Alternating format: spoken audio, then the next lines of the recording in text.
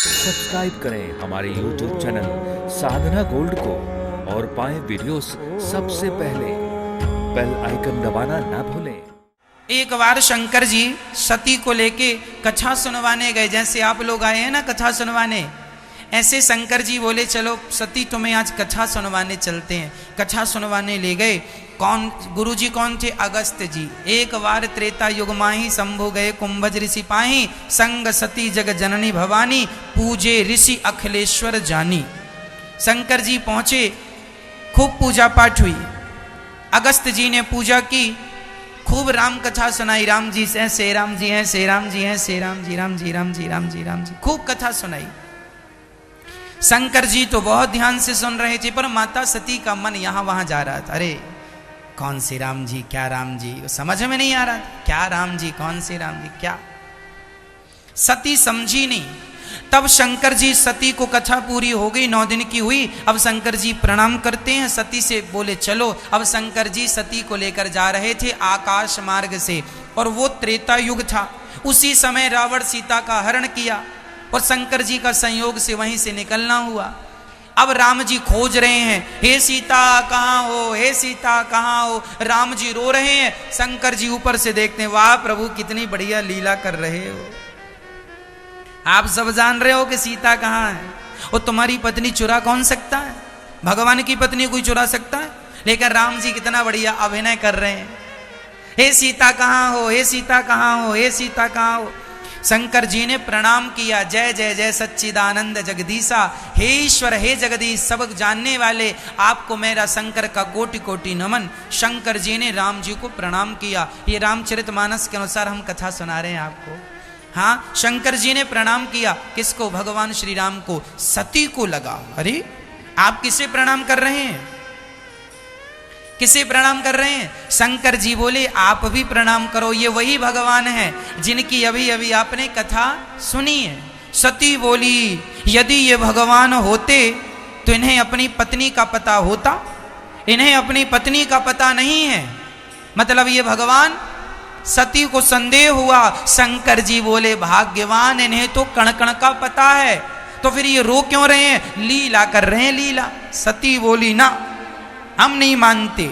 शंकर जी ने लाख समझाया, पर माता सती नहीं मानी। क्यों नहीं मानी? क्योंकि माता सती के विनाश का समय नजदीक था। जब पत्नी अपने पति के कहने से ना माने, जब बेटा अपने बाप के समझाने से ना माने, समझ लेना कि अब विनाश का समय नजदीक है। सती नहीं मान रही है ना, शंकर जी समझा रहे हैं। शंकर जी कह रहे हैं मान जाओ ये भगवान है। नहीं, मैं परीक्षा लूंगी। तो सती सीता बन के चली गई परीक्षा लेने। शंकर जी ने विचार किया अब सती का कल्याण होने वाला नहीं।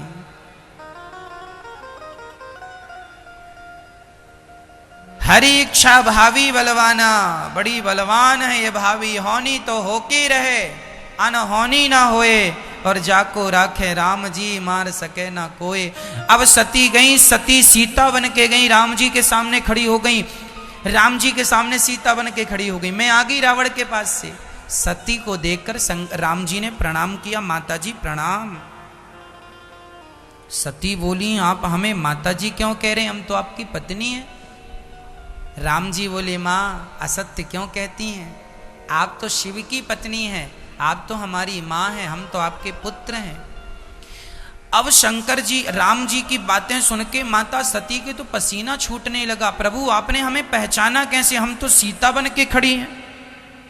राम जी ने कहा माँ स्वरूप बना लेना सरल है, स्वभाव बना पाना कठिन है। मेरी सीता का स्वरूप तो आपने बना लिया, पर मेरी सीता का स्वभाव कहाँ से लाओगी? मेरी सीता तो सदा अपने पति अर्थात राम के पीछे खड़ी होती है, आप तो आगे खड़ी हो। आगे तो माँ ही खड़ी हो सकती है, मेरी सीता कभी नहीं खड़ी हो सकती। आप आगे खड़ी हो गई हैं। सीता हमेशा पीछे खड़ी होती थी राम के, और ये आप आगे खड़ी हैं, इसलिए आप मेरी सीता नहीं हैं।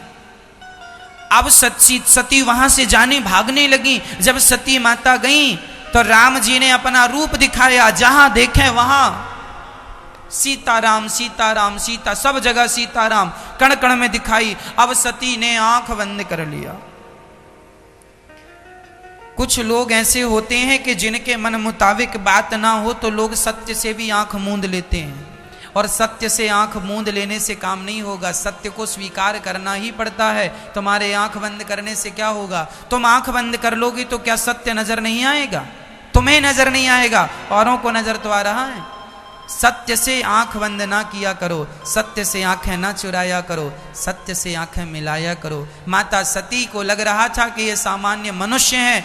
शंकर जी ने समझाया था, ठीक ही कहा था भगवान शंकर ने, पर माता सती नहीं मानी और बाद में गई। शंकर जी ने कहा हो गई परीक्षा, तो झूठ कह दिया, कछु ना परीक्षा ली ने गुसाई, तुम्हारी तरफ प्रणाम करके चली आई। शंकर जी ने त्याग दिया, आपने मेरी माँ का रूप बनाया है। शंकर जी सीता को अपनी माँ मानते हैं और राम को अपना पिता मानते हैं। अब मेरी पत्नी ने माँ का रूप बना लिया है, अब इसे पत्नी के रूप में स्वीकार कैसे करें? शंकर जी ने माता सती का त्याग कर दिया, और वही सती दक्ष के यज्ञ में जलकर भस्म हुई, और वही जब पार्वती के रूप में आई तब शंकर जी उन्होंने स्वीकार किया। कहने का तात्पर्य इन कथाओं का यही है कि जो समझ रहे हैं भगवान की कथाओं को, समझ लेना कि भगवान उन्हें समझाना चाह रहे हैं, और जो नहीं समझ रहे हैं समझ लेना कि ईश्वर की कृपा भी इन पर नहीं है। ये ईश्वर की कृपा के अधिकारी अभी तक नहीं बने, बन गए होते तो भगवान पर संशय ना करते। संशयात्मा विनश्यति, माता सती ने भगवान पर संशय किया, विनाश हो गया।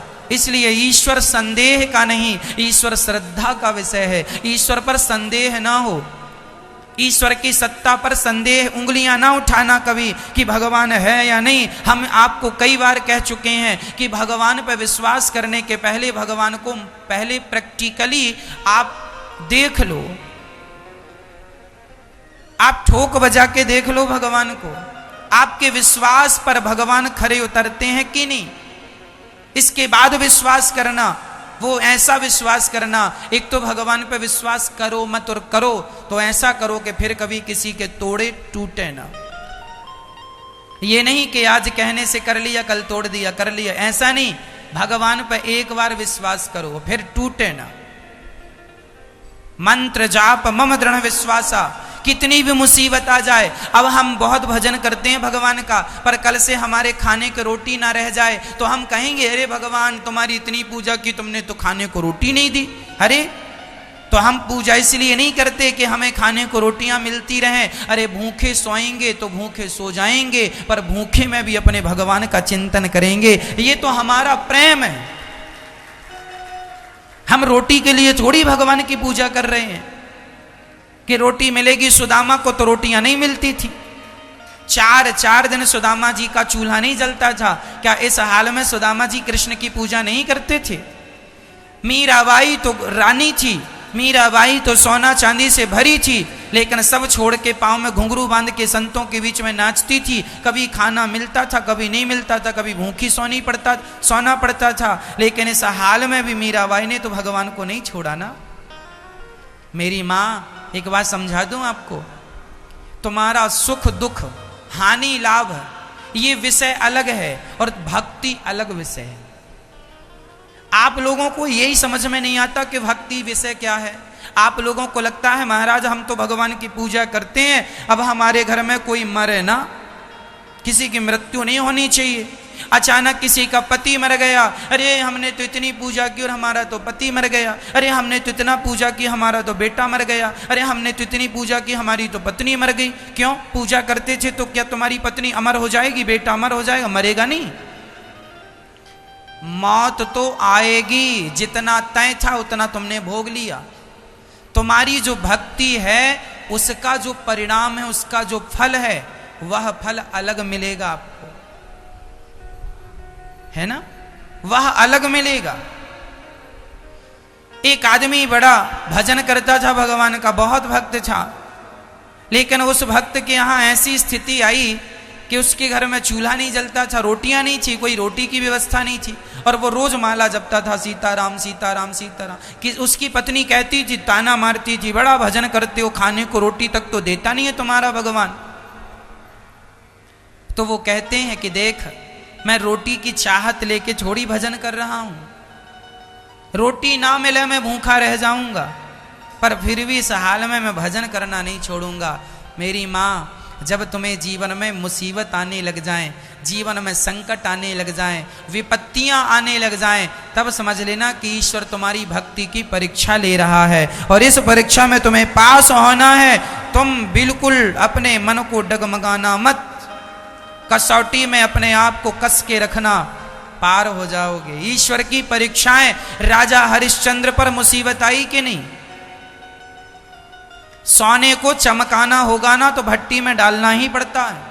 ईश्वर भी अपने भक्त को भट्टी पे डालते हैं, दुखों की आग में तपाते हैं। देखता हूं तुम कितने कच्चे और कितने पक्के हो। अरे 100 रुपए का घड़ा खरीदते हो ना मेरी माँ, उस घड़े को भी तुम तक पहुंचाने के पहले आग से गुजरना पड़ता है। कुम्हार भाई पहले घड़ा बनाता है, सुखाता है, फिर आग की भट्टी में डालता है, तपाता है, हाँ या ना?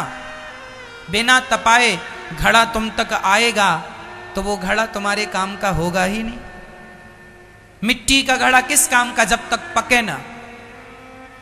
इसलिए आग से गुजरना ही पड़ता है। माता सीता को भी आग से गुजरना पड़ा, राम को भी 14 साल के वनवास से गुजरना पड़ा, पांडवों को भी 12 साल और 1 वर्ष के अज्ञातवास से गुजरना पड़ा। कौन है वो जिन्हें कष्टों से ना गुजरना पड़ा हो? यही कसौटी है। ईश्वर अपनी कसौटी में कस के देखते हैं तुम कितने कच्चे हो, कितने पक्के हो। मुसीबत आएगी, घबराना मत, ईश्वर आपके साथ। हरिश्चंद्र पर मुसीबत आई, लेकिन उन्होंने अपना धर्म, उन्होंने अपना सत्य, उन्होंने अपना धैर्य नहीं छोड़ा। अंत में उनका कल्याण भगवान मिले कि नहीं? ये जीवन में जो विपत्तियां हैं, कष्ट है, यह हमारे धैर्य की परीक्षा लेने के लिए तुम कितने धैर्यवान हो। संकट में किस प्रकार इन मुसीबतों को डील करते हो, ईश्वर ये देख रहे हैं कि तुम कितने कच्चे, कितने पक्के हो। इसलिए मुसीबत आवे, शिकायत ना करना, बल्कि भगवान के चरणों की शरण ग्रहण करना। हे नाथ, इस मुसीबत से मैं अपने आप को नहीं बचा सकता, आप ही मेरे आराध्य हैं, आप ही मेरे ईश्वर हैं, आप ही मेरी रक्षा कीजिए। नाथ, मैं आपकी शरण ग्रहण करती हूं, करता हूं। जब प्रार्थना करोगे ना तो भगवान मुसीबतें आने ही नहीं देंगे। इसलिए मेरी माँ, क्या जरूरी है? क्या जरूरी है? विश्वास जरूरी है।